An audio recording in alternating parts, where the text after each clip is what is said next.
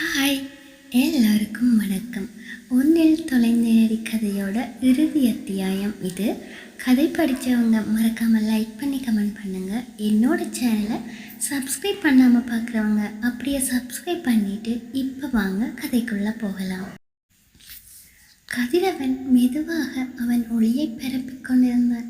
விடியற்காலையில் தொடங்கி நகரம் ஓடிக்கொண்டிருந்தாலும் அந்த வீடு மட்டும் ஏற்கனவே ஒரு கலகலப்பில் மூழ்கியிருந்தது.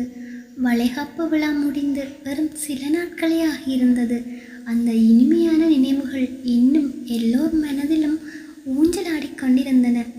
கீர்த்தி வளைகாப்பு முடிந்த தினத்திலிருந்தே சிரித்த முகத்துடன் கை நிரம்பி வலிய வலிய வளையல்களையும் அணிந்து கொண்டு வீட்டில் உள்ள அனைவரிடத்திலும் பேசி சிரித்தபடி வலம் வந்து கொண்டிருந்தாள். ஆனால் இன்று அவளது முகத்தில் சிரிப்பு இல்லை, பதட்டம் மட்டும்தான் இருந்தது. தங்கள் காதலின் அடையாளமாய் ஒரு உயிர் அல்ல 2 உயிர்கள் வரப்போவதை நினைத்து பூரிப்பில் இருந்தாலும் ஒரு சில பயங்கள், விடை தெரியாத ஒரு சில கேள்விகள் அவளினுள் வந்து வந்து போவது வழமை. ஆனால் இன்று டாக்டர் அவளுக்கு கூறியது அடிக்கடி நினைவில் வந்து போனது. கீர்த்தி, நீங்கள் ஒரு குழந்தை இல்லை, 2 குழந்தைகளை சுமக்கிறீங்க. அதுவும் தற்போது குழந்தைங்க இருவருமே வெவ்வேறு கோணங்களில் சுழன்று இருக்கிறார்கள். எனவே நார்மல் டெலிவரி சாத்தியமில்லை. ஏன் இது சொல்கிறேன்? நார்மல் டெலிவரி டைமில் ஒரு குழந்தையோட தொப்புள் கொடி மற்ற குழந்தையோட கழுத்தை சுற்றி இருக்கு. அது ரொம்பவே ஆபத்து.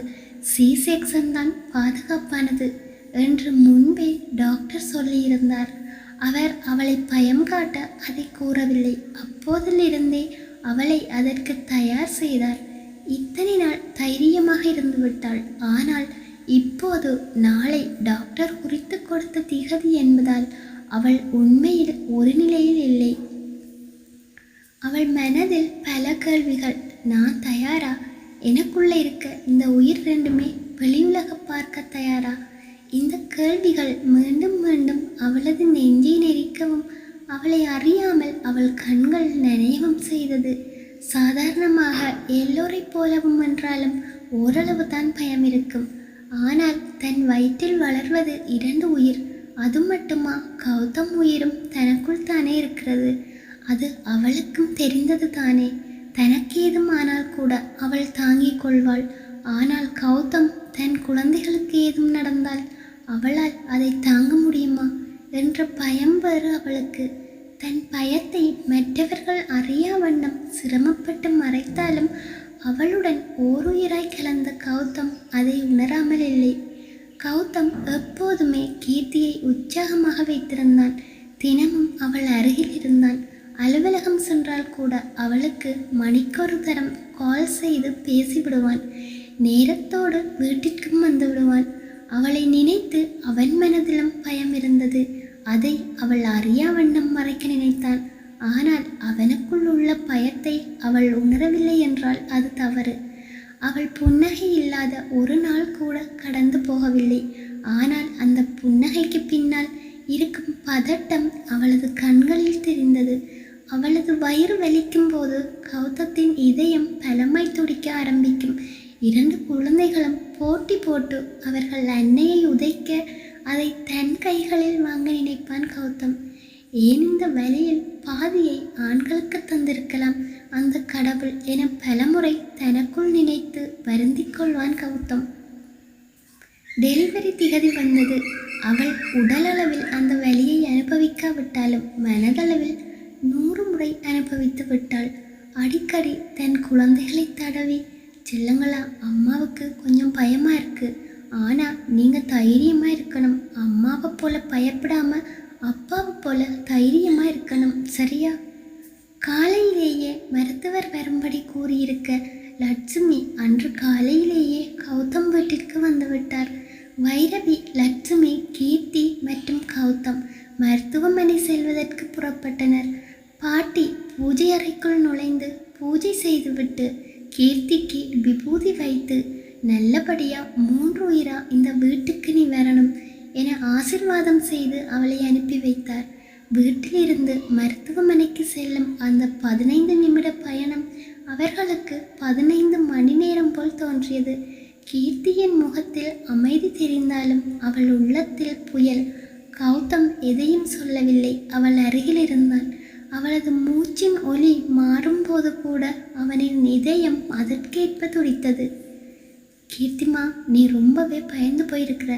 இப்பொழுது C-செக்ஷன் எல்லாம் ரொம்ப நார்மல்மா. எதுக்கு சும்மா பயந்துட்டு இருக்கிற?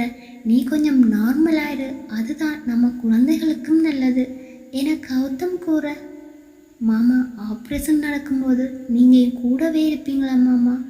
கௌதம் கையினை பற்றி கீர்த்தி வினவ, கௌதமா, கண்டிப்பா நான் உன்னை விட்டு எங்கேயும் போக மாட்டேன். நான் இருக்கும்போது நீ எதுக்கு இவ்வளவு பயப்படுற குட்டிமா? வைரவியோ, அம்மாடி கீர்த்தி, நீ வேணும்னா பாரு, இந்த 2 பசங்களும் பிறந்த அடுத்த வருஷமே அடுத்த குழந்தைக்கு நீ தயாராகிடுவ. நாங்களும் உன்ன மாதிரி தான் முதல் குழந்தை பிறக்கும்போது ரொம்ப பயந்து போயிருந்தோம். இனி குழந்தைய வேணாம்னு சொன்னோம். ஆனால் அடுத்த குழந்தைய பெற்றுக்கலையா? எல்லா பெண்களுக்கும் தலைப்பிரசவம் கொஞ்சம் பயமாக தான் இருக்கும். அதுக்காக நம்ம தைரியத்தை விட்டுறக்கூடாதும்மா. நீ எந்தளவு தைரியமாக இருக்கிறியோ அந்தளவு எல்லாம் நல்லபடியாக நடக்கும். வைரவி கூறியதை கேட்டு கீர்த்தி உட்பட எல்லோருமே சிரித்து விட்டனர். கௌதம் மனதிலும் அவள் சிரிப்பதைக் கண்டு ஓரளவு நிம்மதி, ஆனால் பயம் உள்ளுக்குள் இருந்து கொண்டிருந்தது. பேசிக்கொண்டே மருத்துவமனையின் வாசல் வந்து கார் நின்றது. கீர்த்தியை உள்ளே அழைத்து சென்றதும் அங்கிருந்த ஃபார்மாலிட்டிஸ் எல்லாம் முடித்துவிட்டு கீர்த்தியை ஆபரேஷன் தியேட்டருக்கு அழைத்து சென்றனர். அங்கிருந்த நர்ஸ் பெண்கள், சார் இதில் ஒரு சைன் போடுங்க என நர்ஸ் கூற, என்ன மேடம் இது? கீர்த்திக்கு ஏதாவது பெரிய பிரச்சனையா? கௌதம் பதட்டமாக வினவ, அவன் பதட்டத்தை உணர்ந்த அந்த பெண், சார் பயப்படாதீங்க, இது ஆப்ரேஷன் பண்ண போகிற எல்லா பெண்களோட ஹஸ்பண்ட்கிட்டையும் வாங்கிறது தான். இதை நினைச்சு நீங்கள் ஒன்றும் பயப்படாதீங்க என அந்த நர்ஸ் கூற, அவன் கைகள் நடுங்க அந்த பேப்பரில் கையெழுத்து போட்டான். நான் அவங்க கூட இருக்கலாமா என கௌதம் வினவ, அங்கு வந்தார் டாக்டர். கௌதம், நீங்கள் என்ன சின்ன பையன் மாதிரி பேசிக்கிட்டு இருக்கீங்க? சர்ஜரி செய்யும்போது வெளியாட்கள் யாரும் நாட் அலவுட். ஏன்னா அது உங்கள் வைஃப் அண்ட் குழந்தைகளுக்கு தான் கூடாது. உங்களுக்கு புரியும்னு நினைக்கிறேன் என டாக்டர் கூற, கௌதமோ, சரி டாக்டர், ஆனால் ஒரு முறை கீர்த்தியை பார்த்து பேசிட்டு வந்துடவா? ஓகே மிஸ்டர் கௌதம், சீக்கிரம் பேசிட்டு வாங்க, நாங்கள் வெயிட் பண்ணுறோம். அது ஒரு தனியார் மருத்துவமனை என்பதால் அவர்கள் கீர்த்தியுடன் பேச அனுமதித்தார்கள். ஆபரேஷன் செய்வதற்கு அவளுக்கு உடைகள் மாற்றப்பட்டு கீர்த்தியின் கை தன்னை அறியாமல் நடுங்க கட்டிலில் படுத்திருந்தாள். கௌதம் நுழைவதைக் கண்டவள், மாமா. அவள் மெதுவாக அவனை அழைத்தாள். அவள் அருகில் வந்தவன், குட்டிமா, என்னாச்சுடா? எதுக்கு இவ்வளோ பயப்படுற? நான் இருக்கேன் உனக்கு. இதை 100 தடவைக்கு மேல் சொல்லிவிட்டான் கௌதம். மாமா, நீங்கள் என் கூடவே இருப்பீங்களா? கௌதம், இல்லை குட்டிமா, நார்மல் டெலிவரி டைமில் மட்டும்தான் கணவர் கூட இருக்க முடியுமா? நான் கூட இல்லைன்னா என்ன? என் உயிர் இங்கே உன்னை சுற்றித்தான் இருக்குது. நீ எதுக்கும் பயப்பட வேணாம். இன்னும் 1 மணி நேரத்தில் எல்லாம் முடிஞ்சிருக்கும். நம்ம குழந்தைகள் உன்னை பார்க்க தயாராக இருக்காங்க. அவங்க செய்கிற சேட்டைகளை தாங்க நீ தயாராயிரு என அவன் சொன்ன போதும் குரலில் உறுதி இருந்தாலும் உள்ளத்தில் உருகும் கணம் இருந்தது. கௌதம், உங்களுக்கு சீக்கிரம் உங்கள் குழந்தைகளை பார்க்க வேண்டாமா என கேட்டுக்கொண்டே டாக்டர் உள்ளே நுழைய வேறு வழி இல்லாமல் கனத்த இதயத்துடன் வெளியே சென்றான் கௌதம். அவளது கண்கள் மெதுவாக மூடியது. மயக்க மருந்தின் வீரியத்தால் தூக்கத்தில் சென்றாலும் உள்ளத்தில் குழந்தைகள் நலமா, நான் மீளப் போகிறேனா என்ற எண்ணங்களோடு பயம் ஊர்ந்தது கீர்த்தியின் மனதில். அவளின் உள்ளே என்னால் இருவரையும் பாதுகாப்பாக பெற்றெடுக்க முடியுமா? இந்த கேள்விகள் ஒரு பக்கம். எனக்கேதும் ஆகினா மாமா என்ன செய்வார்? நான் இல்லைன்னா இந்த 2 உயிர்கள் என்கிற இழிவான சந்தேகங்கள் மற்றொரு பக்கம். புரியாத நடுக்கம் நிசப்தமான சத்தம் போல மனதுக்குள் ஒலிக்க ஆரம்பித்தது. அவளது மனதில் ஒரு நிழல். அவள் சற்று தலை சாய்த்து விழிக்க முயன்ற போது எதிரே ஒரு சிறிய ஒளி. அந்த ஒளிக்குள் இருந்து ஒரு சிறிய மழலையின் குரல், அம்மா, நான் வரப்போகிறேன். நீ தயாரில்லைன்னா நானும் வரமாட்டேன். அவள் மயக்கமா இல்லை மாயமா தெரியவில்லை. ஆனால் அந்த குரல் பிளந்தது. மற்றொரு குரல், உன்னால் இது முடியாது, வலியை தாங்க முடியாது. அது அவள் உள்ளத்திலேயே பேசிய குரல். அது அவளின் பயம் மட்டுமே. அவள் கண்களை மூட முயன்றாள். ஆனால் மூடிய கண்களில் இன்னும் தெளிவான படம் ஓடியது. சிகிச்சை அறை, கட்டி போடப்பட்ட கை, கடிந்து கொள்ளும் கத்திகள், குழம்பிய குருதி. அவள் மூச்சு அதிகமாயிட்டு. நான் இதிலிருந்து மீளவே முடியாம போய்விடுவேனா? அந்த கேள்வி அவளது நெஞ்சை பற்றி கொண்டது. திடீரென கௌதத்தின் குரல், கீர்த்தி, நம்ம குழந்தைங்க உன்னை ஒட்டி கொண்டிருக்காங்க. நீ உயிரோட இருந்தா தான் அவங்க பாதை தெளிவா இருக்கும். அவனது குரல் அவள் மனதில் இரண்ட மூலையில் ஒளி போல ஒலித்தது. அந்த ஒளி மெதுவாக அந்த நிழல்களை விரட்டியது. அவள் மனதில் இருந்த பயம், குழப்பம் அனைத்தும் சருகாய் சிதறியது. ஆனால் ஒரு நொடிக்கு மட்டுமே. சிகிச்சை அறையில் ஒரே ஒரு தேர்வு. கண்ணை மூடும் போதும் மனதுக்குள் ஒரு போராட்டம். மரணம் ஏற்கலாமா? வலி தாங்க முடியாமல் ஓடி போகலாமா?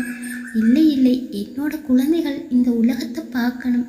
அவர்களுக்காக இதை கூட என்னால் தாங்க முடியாதா? முடியும், என்னால் முடியும். அந்த தருணத்தில் அவள் மனதிற்குள் ஒரு கூச்சல். நீ ஒரு அம்மா, பயப்படாத, போராடு, பாய்ந்து செல். சிகிச்சை அறையில் ஒளி வடித்தது. அவள் கண்கள் மூடியிருந்தாலும் உள்ளம் விழித்திருந்தது. அவளது பயம் பயங்கரமான நிழலாக இருந்தாலும் அந்த நிழலை அடித்து விரட்டி வெளியே வந்தது ஒரு ஒளி. முதலாவது குழந்தையின் அழுகை. அந்த ஒளியை கீர்த்தி முழுவதுமாக உள்வாங்கினாள். வலி, பயம், வாழ்தல் அனைத்தையும் ஒரு சேர அவள் மீண்டாள். கௌதம் செய்வதறியாது கீர்த்தி அனுமதிக்கப்பட்டிருந்த அறைவாசலின் முன் குறுக்கும் நெடுக்கும் நடந்து கொண்டிருந்தான். கடவுள் மீது நம்பிக்கை இல்லாதவன் இப்போது இல்லாத கடவுள் எல்லோரையும் அழைத்து கொண்டு நின்றான். வைரவி லட்சுமி அந்த அளவுக்கு பயப்படவில்லை. அவர்களுக்கு அது அவ்வளவு பெரிதாகவும் தெரியவில்லை. அறுவை சிகிச்சை என்பது இப்போது இருக்கும் காலகட்டத்தில் நார்மலான விடயமாகவே அவர்கள் எண்ணினார்கள். ஆனால் கௌதமிற்கு வார்த்தைகள் எதுவும் வெளியே வரவில்லை. எப்போது கீர்த்தியை காணுவேன் என்ற ஒன்றே அவனை துடிக்க வைத்தது. அவனின் இதயம் பலமாய் துடித்து கொண்டிருந்தது. ஆபரேஷன் முடிந்து மருத்துவர் வெளியே வந்தார். அவர் பின்னாலேயே நர்ஸ் இருவர் அவனது இரு குழந்தைகளையும் கையில் ஏந்தி வந்தனர். மிஸ்டர் கௌதம், வாழ்த்துக்கள், உங்களுக்கு 2 ஆண் குழந்தைங்க பிறந்திருக்காங்க. கௌதமா, டாக்டர், கீர்த்தி எப்படி இருக்கா? அவளை நான் பார்க்கலாமா? டாக்டரோ, ஃபர்ஸ்ட்டு உங்கள் பசங்களை பாருங்கள் கௌதம். உங்கள் வைஃப் நார்மலாக இருக்காங்க. இன்னும் ஒரு 1 ஹவரில் அவங்கள நார்மல் வாட்டுக்கு மாற்றிடுவோம். அதுக்கப்புறம் நீங்கள் போய் பார்க்கலாம் என டாக்டர் கூறியதன் பின்தான் அவன் மனதில் நிம்மதி பிறந்தது. பின்பு நர்ஸ் கையில் இருந்த குழந்தைகளை பார்த்தான். வைரவி ஓடி வந்து ஒரு குழந்தையையும் லட்சுமி மற்றைய குழந்தையையும் வாங்கி கொண்டனர். பின் குழந்தைகள் பக்கம் திரும்பி குழந்தைகளை வாங்கி தன் கைகளில் ஏந்தினான் கௌதம். குழந்தைகளை அவன் கைகளில் ஏந்திய தருணம் தான் அப்பா ஆகிவிட்டேன் என்ற மகிழ்ச்சியில் அவன் கண்களில் கண்ணீர் வழிந்து அந்த பிஞ்சு பாதங்களை நினைத்தது. ஆனால் கீர்த்தியை காணும் வரை அவனால் அந்த சந்தோஷத்தை கூட முழுமையாக அனுபவிக்க முடியவில்லை. தன் குழந்தைகளை பார்த்த மகிழ்ச்சி ஒரு பக்கம், ஆனால் தன் மனைவியுடன் இன்னும் பேசவில்லையே எனும் கவலை ஒரு பக்கம். இரண்டும் அவனை ஒரு சேர வாட்ட அப்படியே அமர்ந்து விட்டான். கீர்த்தியை நார்மல் வாட்டிற்கு மாற்றிய பின் கௌதம் அவளை பார்க்க சென்றான். இரு குழந்தைகளும் அருகில் இருந்த தொட்டிலில் உறங்கிக் கொண்டிருந்தனர். கீர்த்தி கண்முழிக்கும் போது அவள் முன்னே நின்றிருந்தான் கௌதம். அவள் கண்களில் கண்ணீர் விழியோரத்தில் வழிந்தது. அதை தான் கைகளால் துடைத்தவன். இனிமேல் நீ வாழ்க்கையில எப்பவுமே அழக்கூடாதுமா. நமக்கு இந்த 2 பசங்க போதும். இவங்களை நல்லபடியா வளர்த்தா போதும். அங்க பாரேன், 2 பசங்களும் அப்படியே உன்னை உரிச்சு வச்ச மாதிரி உன்ன மாதிரியே இருக்காங்க என கூற தன் குழந்தைகளை நிமிர்ந்து பார்த்தாள் கீர்த்தி. அவள் சிரமப்படுவதை பார்த்தவன், நீ இரு குட்டிமா, நான் தூக்கி தரேன் என கூறி தன் குழந்தைகளை பூ போல அள்ளி எடுத்து அவள் கைகளில் கொடுத்தான். அவளுக்கு அத்தனை ஆனந்தம். தன் இரு குழந்தைகளையும் பார்த்து ஆசை தீர அவர்களுக்கு முத்தமிட்டவள் கண்கள் கண்ணீர் வடிவது மட்டும் நிற்கவே இல்லை. அது ஆனந்த கண்ணீர். பின் வைரவி, லட்சுமி இருவரும் வந்து கீர்த்தியையும் குழந்தையையும் பார்த்து சென்றனர். அதன்பின் குடும்பத்தில் உள்ள அனைவரும் வந்து விட்டு சென்றனர். குழந்தைகளை வீட்டிற்கு அழைத்து வந்த பின் கௌதம் அவர்களுக்கு இன்னொரு தாயாய் மாறிவிட்டான். குழந்தைகளுக்கு மொட்டை போட்டு பெயர் சூட்டும் விழா வந்தது. தமிழரசுதான் தாய்மாமன் கடமையை செய்தான். குழந்தைகளுக்கு இளமாறன் மற்றும் இளஞ்செழியன் என பெயரும் சூட்டப்பட்டது. எல்லாம் நல்லபடியாக முடிந்தது. ஒரு நாள் கீர்த்தி குழந்தைகள் உறங்கிவிட தன்னறையில் ஜன்னல் வழியாக வெளியே பார்த்தபடி நின்றிருந்தாள். அங்கு புதிதாக ஒரு வீடு உருவாகி இருந்தது. இத்தனை நாள் அதே அறையில் இருந்தாலும் அவள் எண்ணங்கள் குழந்தைகளை சுற்றியே சென்று கொண்டிருந்ததால் தன்னை சுற்றி நடப்பதை அவள் கண்டுகொள்ளவே இல்லை. கௌதம் குளித்து விட்டு வெளியே வர, மாமா அங்க பாருங்க, ரொம்ப பெருசாகவும் இல்லாம குட்டியாகவும் இல்லாம அழகான வீடு. இத்தனை நாள் நான் இதை பார்க்கவே இல்லை மாமா.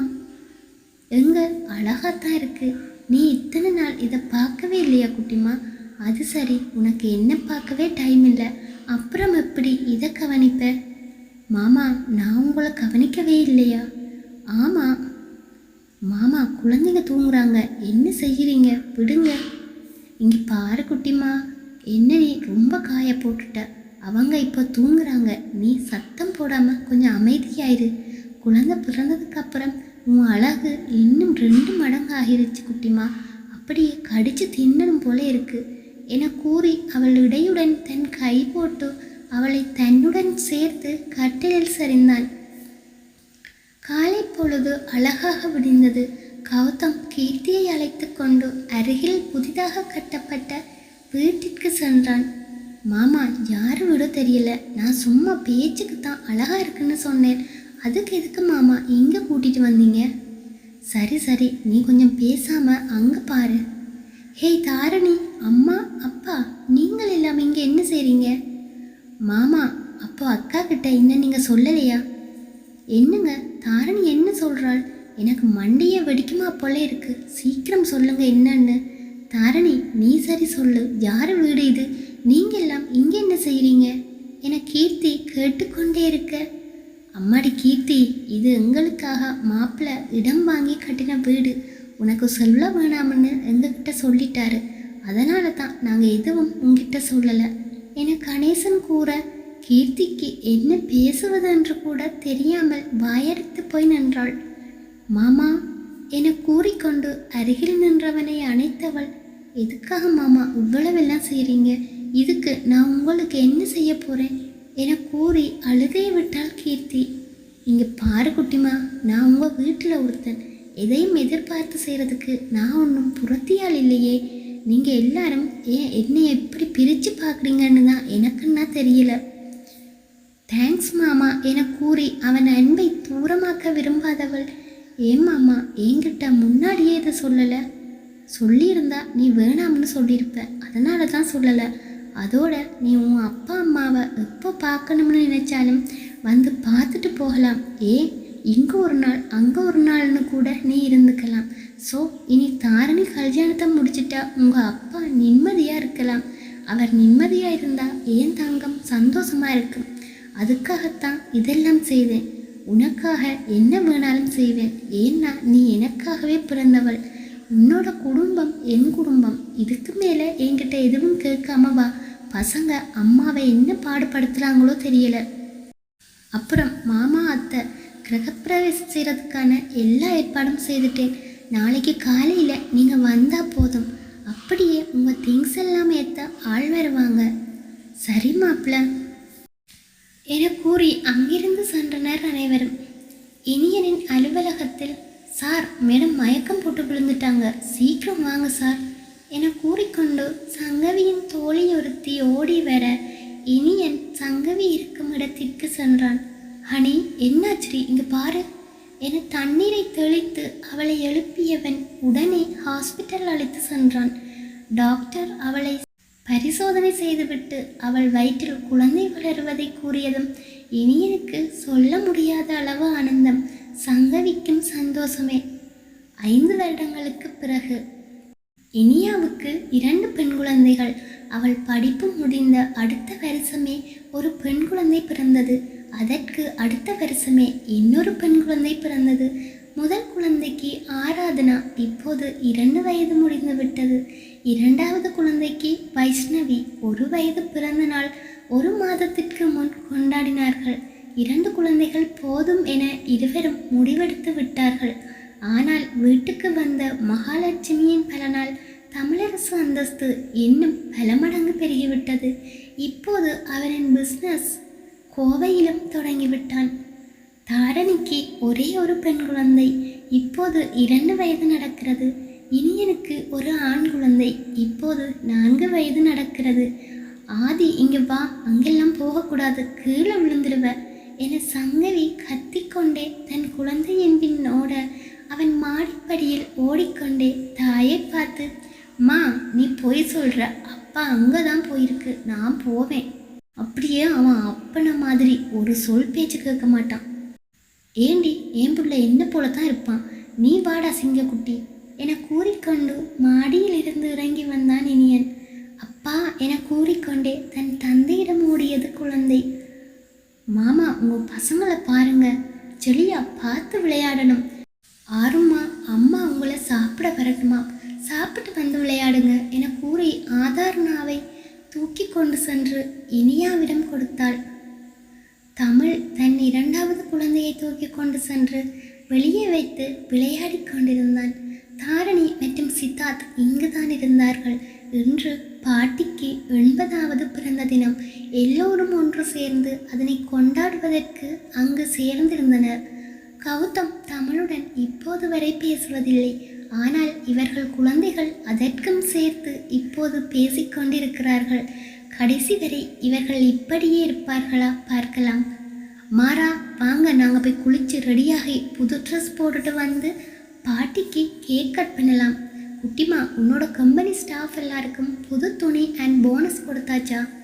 அது எப்படி மாமா மறப்பேன், அவங்களுக்கு புது வருஷத்துக்கு 1 வாரம் விடுமுறையும் கொடுத்துருக்கு.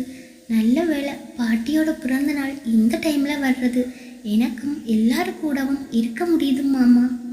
கௌதம் தன் வேலையை பார்த்தாலும் கீர்த்திக்காக பெண்களை மையமாக கொண்டு இயங்கும் ஒரு ஆடை தொழிற்சாலையை ஆரம்பித்து கொடுத்திருந்தான். அவள் அதை வெற்றிகரமாக கொண்டும் செல்கிறாள். தாரணி அவளுக்கு உதவியாக தன் அக்காவுடனே ஃபேக்டரிக்கு செல்கிறாள். கீர்த்தியின் வளர்ச்சி இப்போது அடுத்த கட்டத்திற்கு முன்னோக்கி செல்கிறது.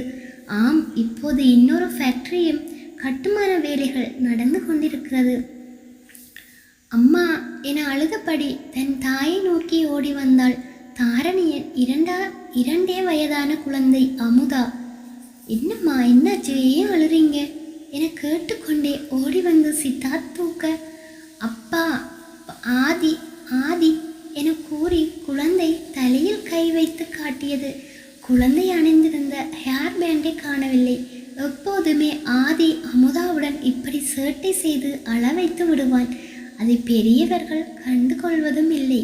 சித்தார்த் புதிதாக ஒரு டிராவல்ஸ் தொடங்கி இருந்தான். அதுவும் இப்போது நல்லபடியாக நடக்கிறது. கணேசனை வேலைக்கு போகவே கூடாதென்று கௌதம் மற்றும் சித்தார்த் கண்டிப்பாக கூறிவிட்டனர். பாட்டியின் பிறந்த தினம் நல்லபடியாய் முடிந்தது. எல்லோரும் பாட்டியிடம் ஆசிர்வாதம் வாங்கி கொண்டனர். இந்த குடும்பம் இதேபோல் எப்போதும் சந்தோஷமாய் இருக்கட்டும். சுபம். உன்னில் தொலைந்தேனடி கதையோட 2ஆம் பாகம் கூடிய விரைவில் எழுதுவேன். நன்றி நட்புகளே உங்கள் ஆதரவுக்கு. கதையில் ஐஸ்வர்யா மற்றும் அரவிந்த் எங்கே என நினைப்பீர்கள்? அவர்களுக்கு ஒரு ஆண் குழந்தை பிறந்தது. அவளின் தந்தை அவளை தன்னுடன் அழைத்து சென்று விட்டார். அரவிந்திற்கும் யாரும் இல்லாதபடியாய் தன் குழந்தை அப்படி வளர்ந்துவிடக்கூடாது என்று ராஜாரங்கமுடன் சென்று விட்டார்கள். அவர்களை நன்றாகவே பார்த்து கொண்டார் ராஜாரங்கம். ஆனால் அவர் மகனை காணும் போதெல்லாம் பழைய விடயம் அவருக்கு ஞாபகம் வர அந்த ஊரை விட்டு சென்னைக்கு சென்று விட்டனர்.